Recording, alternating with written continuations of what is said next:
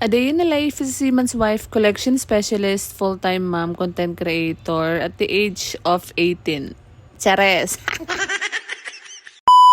Panibagong araw, panibagong mini-vlog na naman tayo for today's video mga mare. 9:20 pa lang ng gabi, pinaglalabanan ko na yung antok. Dahil syempre, papasok tayo dahil ang laki-laki na naman ng bill ko sa Pelco, anak syota.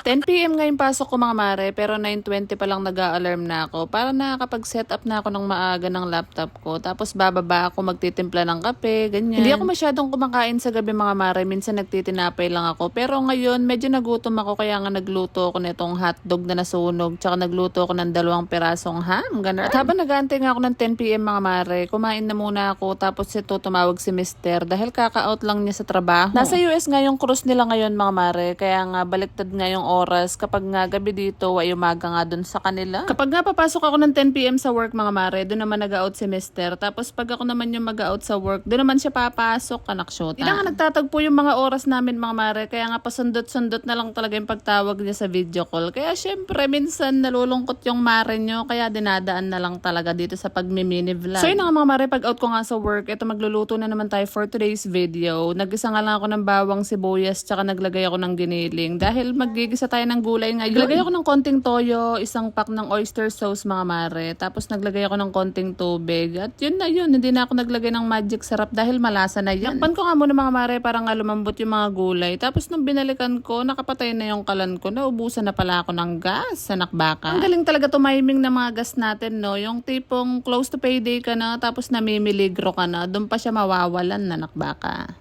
Chares!